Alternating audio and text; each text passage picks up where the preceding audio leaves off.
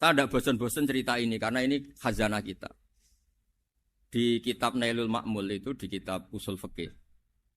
Saya berkali-kali cerita ini karena ini untuk menunjukkan bahwa Quran itu liqaumi ya'qilun, liqaumi yatafakkarun. Ada seorang kiai, seorang ustadz, kiai dulu. Kiai dulu itu memang orang soleh, alim terus jadi kiai. Kalau kiai sekarang tuh macam-macam, nganggur terus ingin jadi kiai. Terus daftar gitu. Ada lowongan di yayasan, masuk ingin jadi ustadz. Karena dengar ada gajinya. Dulu tidak ada seperti itu. Udah. Makanya dulu itu kalau ustadz kiai pasti soleh karena dia alim terus ingin orang lain tuh mendapat ilmunya. Kalau sekarang nggak ada yayasan sehat, guru gajinya sekian. Yang nggak ingin jadi ustadz tuh daftar. Karena ada gaji. Apalagi ada kabar, ada gaji, ada mes, ada... Wah, yang daftar banyak. Tapi mentalnya ada kiai sebetulnya. Ya kalau sampean tanya itu baik enggak Gus? Ya setengah baik. Ya maksudnya setengah baik ya ada baik ngajar itu kan baik. Tapi setengah saja karena motifnya itu nyari gaji bukan ingin mencerdaskan umatnya Rasulullah sallallahu alaihi wasallam. Itu Imam Amudi itu guru matematika. Saya enggak bosan-bosan cerita ini, guru matematika. Muridnya sampai takut, ini masuk surga ndak? Kiai kok enggak ngajarin istighosa atau tahlil malah ngajarin apa? Matematika. Beliau meninggal terus muridnya tanya, "Ma fa'alallahu bik?" Kira-kira gitu. Apa yang dilakukan Allah? Allah nyambut Anda gimana? Terus kata Imam Amudi, "Bagus, saya disuruh ngajar malaikat." Karena malaikat kan enggak pernah kayak anak begi gini ngaji gini. Malaikat itu enggak pernah ngaji, dia iman saja karena tahu surga, tahu neraka terus iman gitu aja. Jadi imannya malaikat tuh enggak keren kita. Imannya loh ya. Loh itu yang ngendikan Nabi loh, tidak saya.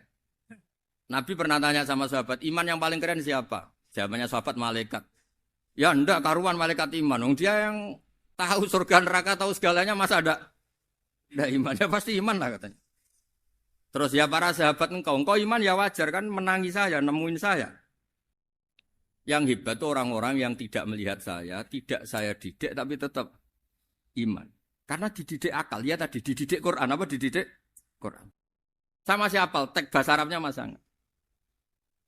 Terus Imam Amudi kata Allah, suruh dia ngajarin para malaikat cara menemukan saya. Malaikat dikumpulin terus Imam Amudi disuruh ngajar. Sama singkat kata-katanya Allah di mimpi itu. Istadilla ala wahdaniyati. Bihadrati malaikati. Tolong ajarkan cara menemukan saya padahal Anda ini manusia yang tidak melihat saya. Anda di Jakarta kan hanya gedung-gedung. Paling jadi khayal terus nikmat lah Anda ikut punya tapi ikut nikmati. Orang desa-desa kalau ke Jakarta itu pokrol. Wah di Jakarta itu gedungnya tinggi-tinggi, tidak kayak kampung sini. Lu udah ikut punya, ikut bangga. Di Jakarta orangnya cantik-cantik, tidak kayak orang sini. Padahal dia ya tidak dapat orang cantik itu. Jadi Allah itu saking pinternya, miskin-miskin ya bisa berkhayal dan bahagia. Nah, itu alhamdulillah betul. Akhirnya itu apa ini anak-anak begini saya tak niati ngajar standar anak-anak akademik.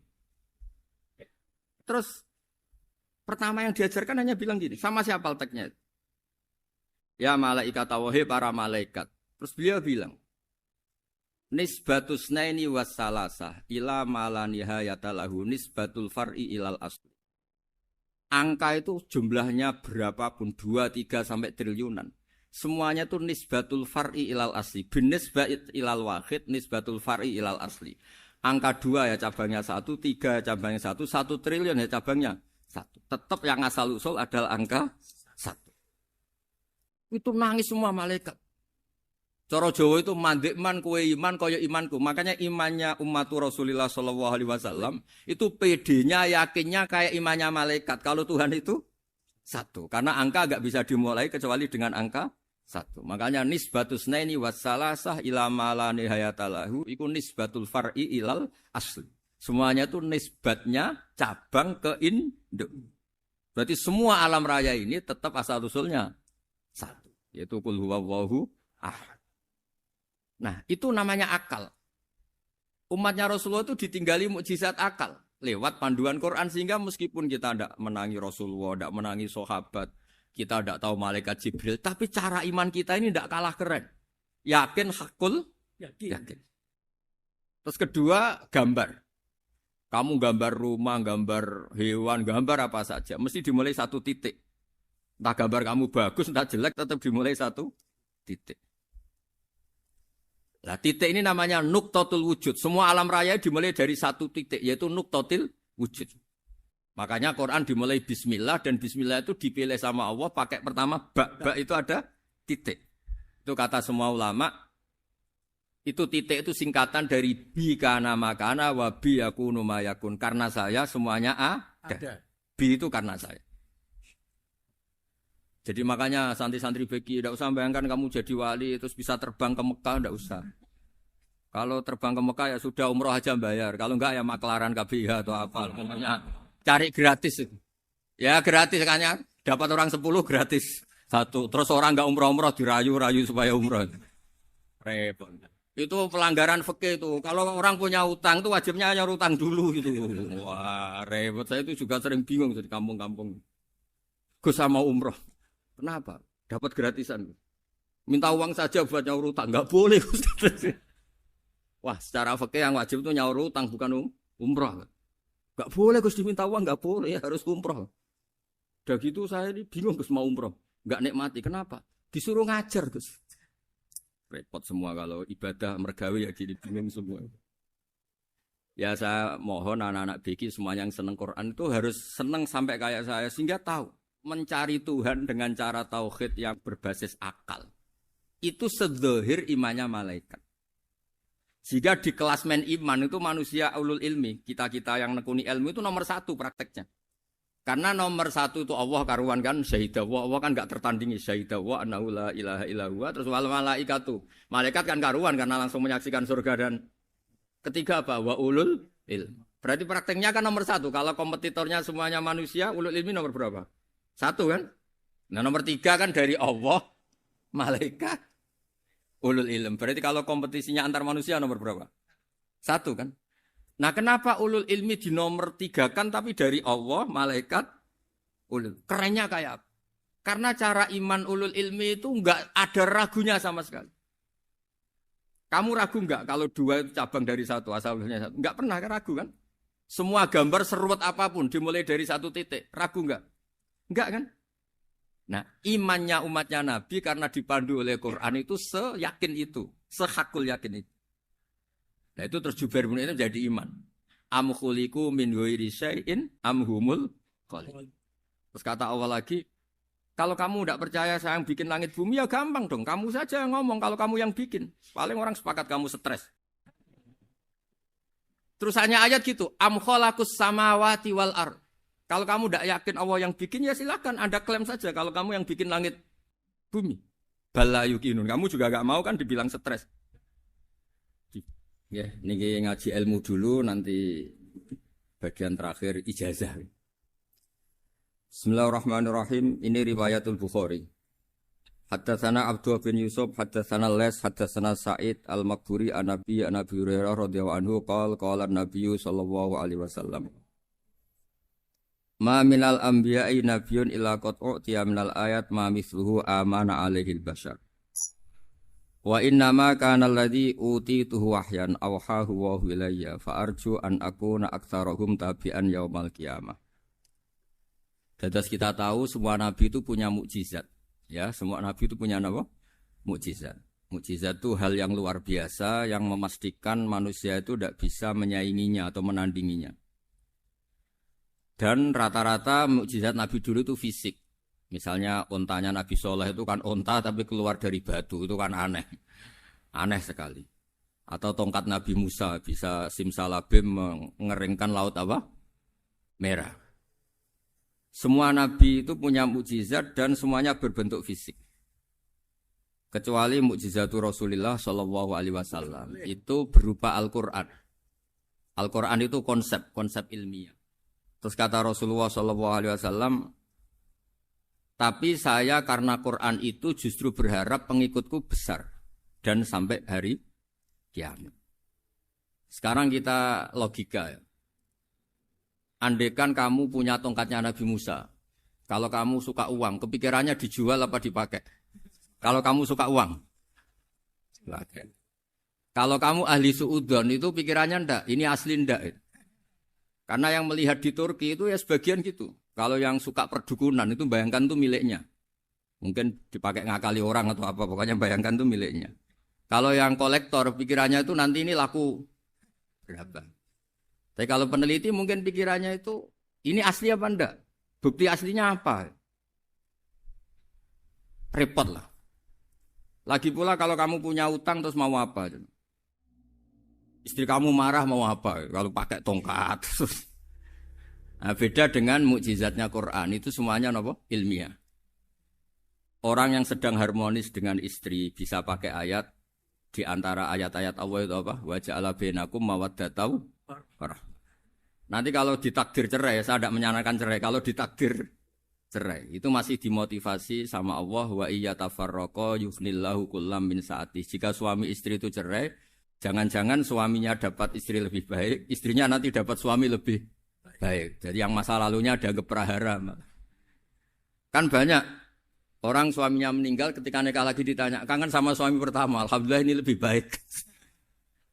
Padahal suaminya yang meninggal itu berharap istrinya ini kangen, ternyata dia sudah syukur dapat suami yang lebih baik. Jadi Quran itu menunggui kita ila yaumil qiyamah.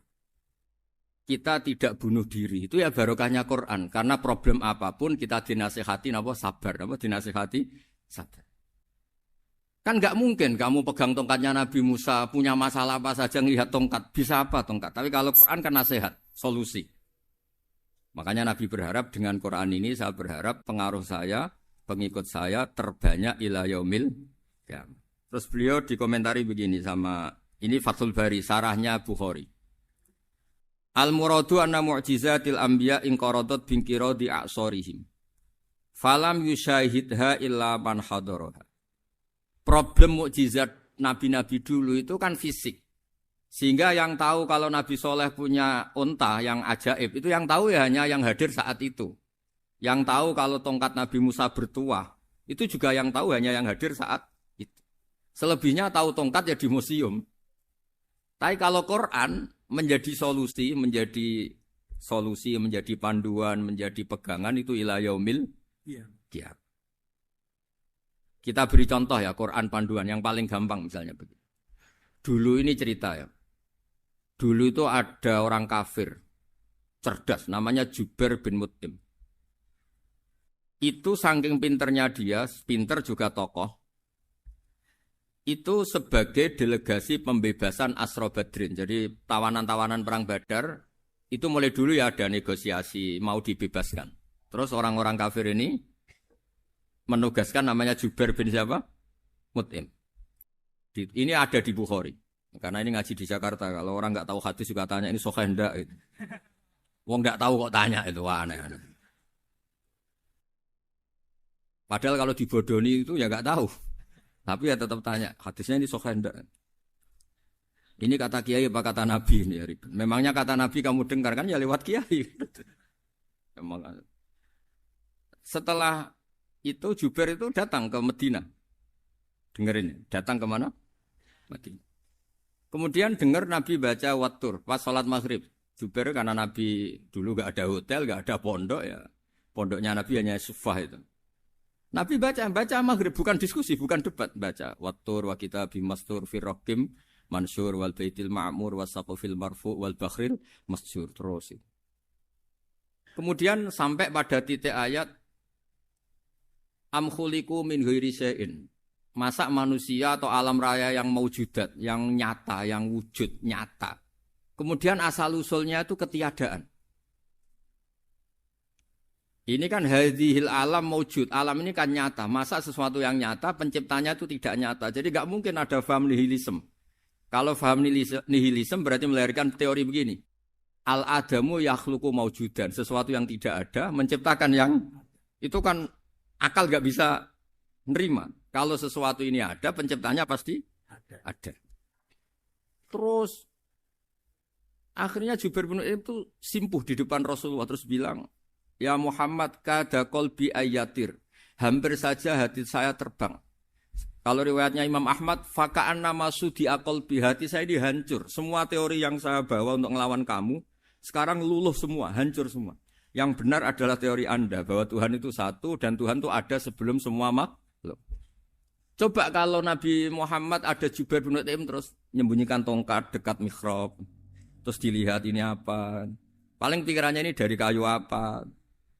Terus yang bentuk tongkat itu tukang pemahatnya siapa? Kok kurang keren kalau di Blitur gimana ya? Kan malah panjang. Kira-kira kalau mukjizat itu dari tongkat itu malah panjang. Panjang lah pokoknya panjang. Lagi pula kamu coba kan nggak ngarah mandi. Itu yang mandi kan nabinya bukan tongkatnya. Coba tongkatnya Nabi Musa coba anak-anak beki itu. Dipakai mukul kucing aja tidak mesti mati itu. Jadi nggak jelas mukjizat-mukjizat seperti itu nggak. Tapi kalau Quran menunggui sampai saking hebatnya Quran, teori rasionalitas, soal kampanye di mana-mana. Tingkat validitas, tingkat kebenaran Quran. Itu bahkan bisa diuji tanpa membuktikan. Tanpa apa? Cukup pakai akal. Ya, terus saya teruskan. Fala yamurru terus al-murad anna mu'jizatil anbiya in qaradat bi qidari a'sam. Wa mu'jizatul Quran mustamirratun ila yaumil qiyamah. Wa kharquhu lil adat fi uslubihi wa balaghatihi wa ikhbarihi bil maghibat. Terus kata ini yang ngarang Fathul Bari, sarahnya Imam Bukhari. Fala yamurru asrun minal a'sar illa wa yadharu fihi syai'un mimma akhbaru bi annahu sayakun yadullu ala sihhati da'wahu. Wa hadza aqwal muhtamilat. Wa takmiluhu fil ladzi ba'da. Wa qilani ya. Anal al-makna anal mu'jizat al-madiyah kanat khissiyatan tusyahadu bil absar kana qati Shalih wa asa Musa. Mukjizatnya nabi-nabi dulu itu hanya penyembuh, hanya pelengkap, hanya nuruti keinginan mata. Seperti dahsyatnya apa? Laut Merah di sebelah apa dipukul sama tongkatnya Nabi siapa? Itu semuanya itu hanya memanjakan mata. Urusan mata. Terus wow itu. Tapi kalau mukjizatnya Nabi Muhammad itu berdasar akal. Maksudnya berdasar akal nih dengerin ya. Dengerin betul. Ketika Laut Merah terus tersibak kan wow itu keren kan? Terus kita bilang menyimpulkan, wah kita tidak akan mampu. Itu bodoh sekali kesimpulan kita tidak akan mampu. Meskipun bikin nyamuk Anda juga tidak mampu. Loh untuk memutuskan tidak mampu saja kok sampai pertunjukan seperti itu tuh laopo, cek goblok gitu. Nah kalau kita karena umat yang pinter untuk memaksa kita nggak mampu, Allah bilang innallaha la yastahi ayadriba mathalam ma ba'ud. Kita melihat nyamuk langsung berkesimpulan tidak mampu. Saya berkali-kali cerita nyamuk itu sudah kecil, masih punya urat, uratnya kayak apa? Masih punya kuman, kumannya seberapa? Ya enggak? Nyamuk itu kecil, punya organ tubuhnya punya urat. Itu kalau kamu pinter, antara tongkatnya Nabi Musa menyibak Laut Merah sama nyamuk itu sama-sama berkesimpulan melahirkan satu faham bahwa kita tidak. Loh, untuk memaksa tidak mampu saja kok menuju pertunjukan ada onta keluar dari batu. Naqatu Shalih, ada tongkat yang bisa mengeringkan laut. Cik goblok ya. Lah kita alhamdulillah tidak jenis goblok yang seperti ini. Untuk ikrar bahwa Allah itu hebat ala kulli syai'in, cukup lihat nyamuk. Kagum kan? Sudah tidak usah bikin hidup. Saya berkali-kali mencontohkan. Para pemahat tak suruh bikin patung gajah itu mampu. Tak suruh bikin patung nyamuk kalau bisa. Nyari materi dari apa? Gampang mana bikin patung gajah sama patung nyamuk? Gajah, makanya Allah bikinnya contoh itu untuk ijaz itu pakai nyamuk bukan pakai gajah. Itu kalau ustadz-ustadz yang agak jorok malah contohnya nyamuk, Gus. Itu kecil. Itu kayak apa? Di dalamnya dia hamil. Itu anaknya kecil lagi, telurnya kecil lagi, itu gimana itu cara bikin itu? Makanya di sini ini ada kitab Itqan, itu komentarnya itu lucu. Ini kitab Al-Itqan karangannya Imam Suyuti. Ini persis komentar saya tadi ya. Kata Imam Suyuti, pengarang kitab Itqan, wa ya imma khissiyah wa imma aqliyah. Jadi mukjizat itu ada yang fisik, bisa dilihat indra, panca indra bisa dilihat akal. Wa aktsaru mu'jizati Bani Israil kanat khissiyah li baladatihim. Bilada itu goblok. Wakil lati basoirihim. Dasar wong goblok. Mukjizat kok ngenteni sing wow. Maksudnya dasar wong untuk ngakui Allah hebat saja kok nunggu halal yang seperti itu. Paham? Mergo likil lati napa aklihim. Wa aksaru mu'jizati hadil ummah aqliyatun li farati dzakaihim wa kamali afwahihim. Dan mukjizatnya umat ini semuanya berdasar akal karena sudah cerdas. Jadi andekan kita melihat tongkatnya Nabi Musa menyibak Laut Merah dengan melihat nyamuk, kesimpulan kita sama. Sama-sama wow, sama-sama keren, sama-sama memastikan kita tidak mampu. Makanya terus Quran menerangkan kita wa ma min dabatin fil ardi wala ta'iri yatiru bi janahihi illa umamun amsalukum. Jadi keseharian kita lihat burung kok terbang. Itu sudah ayatun min ayatillah. Paham nggih? Dados niki kudu bangga ditunggoni napa Quran, nggih ditunggoni napa Quran. Wa mu'jizatul Quran tusyahadu bil basirah fayakunu mayatabi'u li ajlihi aksar. Terus li annal ladzi yusyahadu bi ainir ra'si yang qaridu bingkiradi musyahidi. Sesuatu yang tampilan dahsyatnya itu disaksikan mata, maka itu bisa habis. Era tongkat Nabi Musa seperti itu habis enggak? Bisa mengeringkan Laut Merah, habis kan? Tapi era mukjizatnya Quran ila yaumil qiyamah. Ya contoh sosial, saya kembali lagi ke sosial. Kamu punya teman awet atau punya istri awet, itu konsepnya ya wal kadhiminal ghaidh, agak gampang tersinggung. Coba kalau kamu setiap tersinggung putus, setiap tersinggung habis, kamu tidak punya teman, tidak punya istri. Sampai kita awet seperti ini, kalau kecewa ya wal kadhiminal ghaidh, ngempet. Termasuk saya ini, biasanya ngaji khusus terus baca gini ya kecewa. Tapi barokahnya diwarai Quran wal kadhiminal ghaidh, ngempet Gus, ngempet. Terus kecewa sama teman, kenapa tidak putus? Karena wal afina aninna, sudah kalau kecewa maafkan. Coba kalau kita kecewa presiden demo, kecewa menteri demo, kecewa orang tua minggat. Ya kalau dicari, kalau tidak kan malu. Saya itu punya teman tak tanya, kecewa Gus sama bapak itu. Kenapa tidak minggat? Malu. Kenapa malu? Takut gak dicari. Itu orang tuh paling malu itu kalau keluar dari rumah nggak di. Saya punya teman lagi, saya ini takut mati Gus. Kenapa? Takut istri saya tidak nangis Gus. Itu kematian terburuk itu kalau mati tahu istrinya ada nangis, itu malu betul itu. Makanya jangan mati, pokoknya pastikan orang sekeliling ada nangis itu baru berani mati, kalau enggak jangan. Ya jadi mukjizatnya Nabi itu luar biasa. Nah ini terus saya teruskan ya, makanya mukjizat terbesarnya Nabi adalah karena Al-Quran itu cerita tentang hukum-hukum akal, cerita tentang logika-logika peradaban. Misalnya logika peradaban, contoh paling gampang. Di Quran itu ada sekian ayat yang Allah cerita peradaban. Misalnya wa ahsinu innallaha yuhibbul muhsinin. Itu dikutip terus kemudian disimpulkan dalam peradaban. Kata Sayyidina Ali karramallahu wajhah ngendikannya gampang. Ahsin man syi'ta takun amirah. Kamu berbuat baik saja sama seseorang, maka otomatis kamu akan jadi pemimpinnya. Ada orang nggak tamat SD, nggak tamat papa, gobloknya minta ampun. Tapi karena gaji seorang pakar, kamu tak gaji 1 bulan 1 miliar, perusahaan saya jadikan besar. Itu dikongkan ngalor ngidul ya nurut. Hanya karena dia ihsan.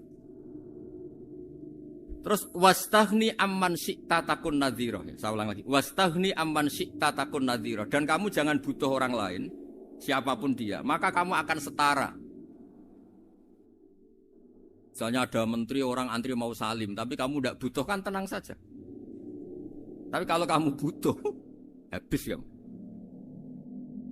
Ya kan? Kamu tidak butuh seseorang, maka kamu posisinya akan setara. Kamu harus sopan karena punya utang jasa. Kalau nggak punya apa-apa kan setar. Ya enggak? Misalnya kamu jajar rektor atau jajar menteri, jajar apa saja. Kalau kamu tidak punya utang kan, kamu jajar menteri tidak punya utang. Sama jajar satpam tapi punya utang, takut mana?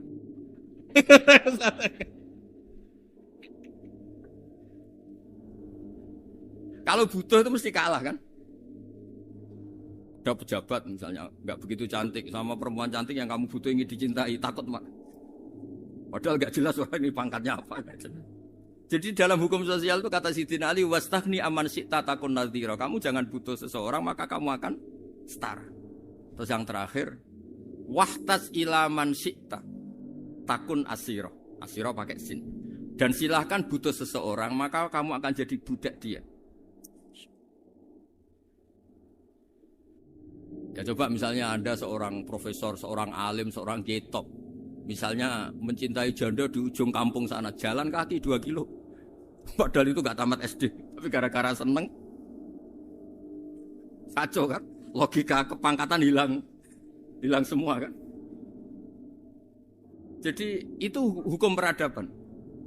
Itu mewakili isi-isi sosial yang diterangkan Quran. Ya, jadi paketnya 3 tadi ya. Ahsin man syi'ta takun amira. Kamu berbuat baik sama seseorang maka kamu bisa memimpin. Wastaghni amman syi'ta takun nadhira. Kamu jangan butuh seseorang maka kamu akan setara. Mbok kamu ketemu orang terkaya di dunia. Yo ketemu orang terkaya di dunia, kamu jejer, kamu tidak butuh dia. Tenang kan bisa setara kan? Tapi kalau butuh harus sopan, ngajukan proposal, harus berakhlak karimah. Makanya sekarang Anda kok berakhlak kenapa? Ternyata mau nyalek. Biasanya Anda berakhlak kok berakhlak. Ada apa ini? Makanya guyonan di Rembang itu Beb Husen itu. Kalau ada orang mendadak sopan sama temannya curiga. Kok tumben sopan? Mau utang ya?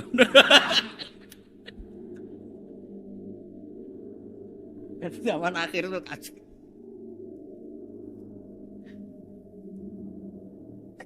Ya di semua daerah gitu ya sama Pak Rektor ya. Kalau ada teman biasanya nggak sopan kok sopan, itu temannya curiga. Ini Pak Rektor UI ikut kasih. Kok tumben sopan, ada apa ya? Karena di mana-mana orang butuh itu pasti beretika. Kamu punya teman paling berdua, kalau mau utang berakhlak gak? Atau misalnya kamu punya adik cantik terus punya teman berdua, kalau cinta adik kamu berakhlak gak? Biasanya nggak sama sekali gak berakhlak. Gara-gara butuh menjadi berakhlak. Ya jadi hukum sosial itu ya kuncinya 3 tadi. Ahsin man syi'ta takun amira. Wastaghni amman syi'ta takun nadhira. Terus wahtas ila man syi'ta takun asira. Kalau kamu butuh seseorang pasti kamu dibikin hina. Asir itu tawanan. Nah, Quran itu bicara sosial itu lengkap. Dan itu yang nunggui kita. Kita punya tetangga yang kurang baik, ya seneng. Punya tetangga baik, ya seneng. Kata Imam Syafi'i, saya berkali-kali cerita. Kok seneng semua Imam Syafi'i? Ya bagus lah. Kalau yang seneng saya enak lah. Dijak jagongan, dijak ngopi enak. Yang gak seneng saya, gak ngarah utang. Uang itu nak, kamu punya tetangga gak seneng kamu. Aman kan? Aman. Gak akan pinjem uang kan, pinjem mobil. Uang gak seneng kok. Makanya Imam Syafi'i itu kalau ngedikan luar Syafi'i, diceritain orang. Ya Aba Abdillah bagiannya. Ya Aba Abdillah orang itu gak seneng kau. Bagus lah. Loh kenapa bagus? Waman asa'a ilaika faqad atlaqaka. Orang yang enggak seneng kamu maka membebaskan kamu.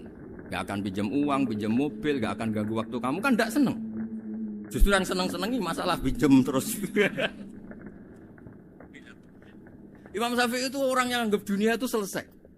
Ada yang cerita, ya Aba Abdillah, orang yang tadi cium tangan engkau, yang hormat engkau di luar maki-maki engkau, ngerasain engkau, ngata-ngatain engkau. Ya bagus lah.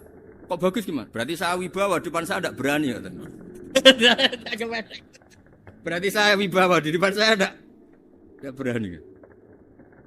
Berarti itu makomnya sudah kulillah sumadarhum fi khawdihim yal'abun. Sudah dunia itu selesai, sudah agak penting semua. Nah itu kalau kamu anak-anak bagi ahli Quran sudah ayatnya kulillah sumadarhum fi khawdihim yal'abun. Sudah lihat Allah saja agak penting makhluk-makhluk itu. Dah makhluk semua agak penting, sepenting Allah. Nah, kita ini ditunggoni mukjizat seperti itu. Bayangkan misalnya kita ditunggoni tongkatnya Nabi Musa.